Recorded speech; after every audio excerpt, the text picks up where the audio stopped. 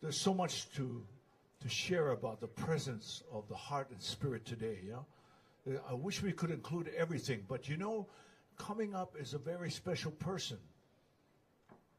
Just before Amy, I mean after Amy, but just before Tulsi. Okay, and that special person is a person who served with her in Iraq and Kuwait. My son served in Iraq and Kuwait. Ladies and gentlemen, welcome a soldier, Ryan Soon.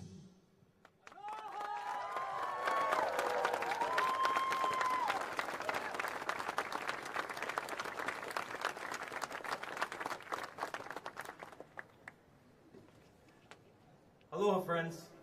As I said, my name is Ryan Soon, and I'm very honored to be here with all of you to show our aloha and our support to Tulsi. I am a soldier in the National Guard and a combat veteran, and I've had the privilege and the honor to serve under Tulsi's leadership with the Hawaii Army National Guard during our deployments to the Middle East. I knew this day would come soon enough because in all the time that I've known Tulsi, she's had this perfect balance of strength and compassion, resolve and compromise, courage and humility. All of the characteristics that just make people want to work for her. All the qualities that we need in our commander-in-chief. Now I remember this one mission where we were in Kuwait and we were assigned to meet with these government leaders to facilitate training for the local police and military forces. Now remember, Kuwait is a very male-dominated society. And so they couldn't possibly fathom the idea of a female leader. So we show up to this place and we're greeted by these government officials who are practically ignoring Tulsi because she's a woman. And we're standing there very awkwardly trying to figure out what are we going to say, because our whole thing was to bring her to talk to them. But Tulsi knew how to read a room. And instead of being offended or jumping in there to assert her authority and in turn offending the Kuwaitis, she just stepped back and she let us exchange pleasantries. And ingeniously, she started to assign tasks to individual soldiers. So quietly and out of earshot of these Kuwaitis, she would go to one soldier and assign a task and they'd move. She'd go to another soldier, assign a task, and they would move. And as I'm talking to these Kuwaitis, I can see it in their face that they finally realize what was happening around them. And Tulsi's now about 6 or 7 soldiers in before these Kuwaitis stopped talking to us and just ditched us to go talk to this woman who commanded such respect from the men that worked for her. So long story short, we spent the next half hour sitting in the official's office very quietly while Tulsi and the official talked like they were best friends who haven't seen each other for years. And at the end of the day, right before we left, I watched as the Kuwaiti official excitedly just listened to Tulsi lay out her plan for the joint operations. Now I know this might not seem like that big of a deal to some people, but for me, it was amazing because I got to watch a lifetime of prejudice be washed away in a matter of minutes because of the leadership and aloha of Tulsi.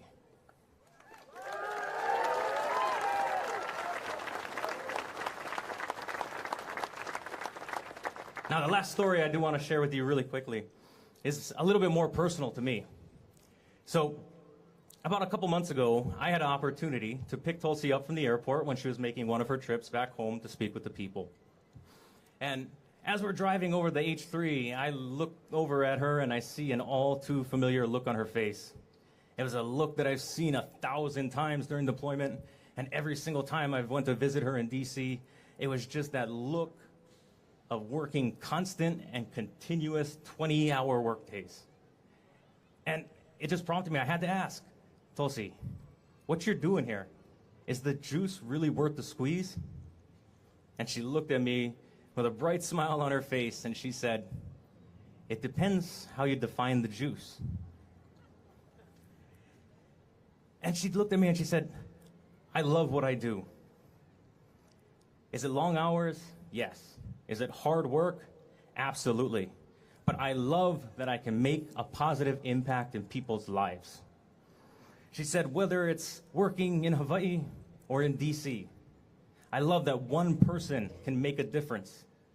I love to serve, that she can speak for people who can't speak for themselves, and that she can make things better for the people of Hawaii and share our values of the Aloha spirit with the rest of the country and help improve their lives too.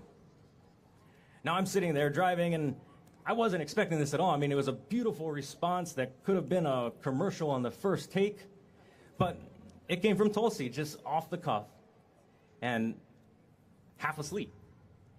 And you know, only she can do that because she was truly speaking from the heart, and I could feel every single word as she spoke them to me. That's just who she is. She is a soldier devoted to serving our people and our country, and her life's mission is to serve others. Every choice that she's made in her life reflects this. In 2002, she ran for State House. In 2003, she enlisted in the Army National Guard. In 2004, she volunteered to deploy to Iraq. In 2006, she served Senator Akaka in the U.S. Senate. In 2008, she volunteered again to deploy to Kuwait. And when she came home, she served in city council and then went to Congress to fight for peace.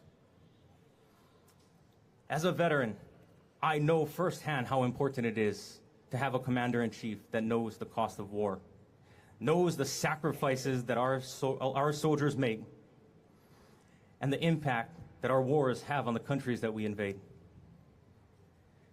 As a soldier, Tulsi knows the cost of war, which is why she fights so hard for peace. Tulsi is uniquely qualified to serve as Commander-in-Chief. She is the courageous leader that we need, especially in this challenging time. I have witnessed her leadership firsthand, and when challenged, even in the face of adversity, Tulsi always chooses the hard right over the easy wrong. Tulsi's unwavering integrity may have come at a cost, but she didn't care about herself. She cared about what was right. And when we deployed, I knew she had my back. I'd follow her anywhere because I knew that she had my back. And as president, I know she'll have all of yours. Ladies and gentlemen, it's my honor to introduce our next president, my fellow soldier and my friend, Tulsi Gabbard.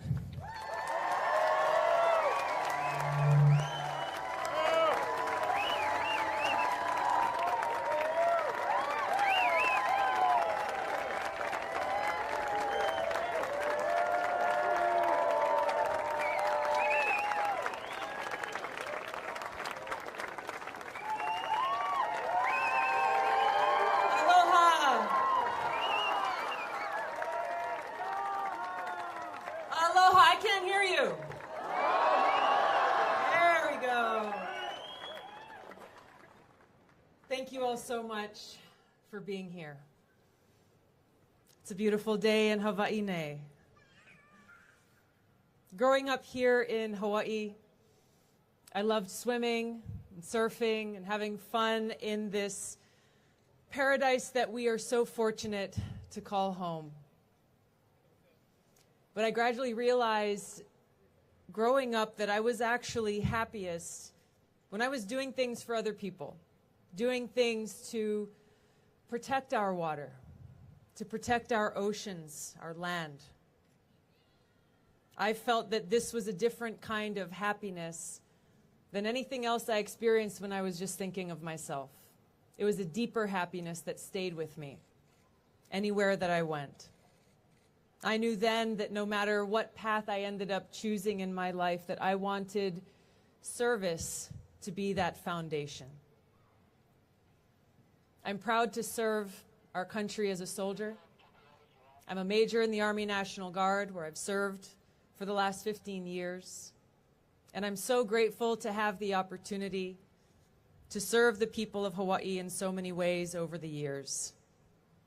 In the state legislature, where I was elected at 21, serving over 100,000 people in the Honolulu City Council, and now, for over the last 6 years, serving in Congress.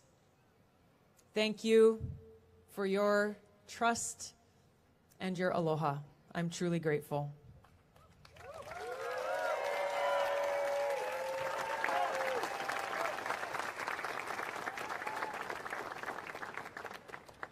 Our nation was founded on the principle that our government should be of the people, by the people, and for the people, where all people are treated equally and with respect in these United States of America. But today, that vision seems like a far-off dream, where hatred and divisiveness have cast a dark shadow across our country. We're being torn apart by powerful, self-serving politicians and greedy corporations, people fomenting hatred, bigotry, and fear, inciting conflict between us because of the color of our skin, the way that we worship, or the political party we might belong to. This corruption of spirit is driven by greed and selfishness, and it is eroding the very fabric of our society and democracy itself. This is not who we are, America. The very best of our nation is exemplified by our nation's veterans, who embody what it means to put service above self, who've sacrificed their own personal interests out of a greater love for our people and our country. Because love is not just a feeling, it's a powerful force, a force that drives us to act, to put service above self. And our men and women in uniform, generation after generation, motivated by love for one another and for our country, have been willing to sacrifice everything for us. They don't just raise their hand and volunteer to serve only to fight for one religion but not another, to fight for people of one race but not another, people of one political party but not another. No. When we raise our right hand and volunteer to serve, we set aside our own interests to serve our country, to fight for all Americans.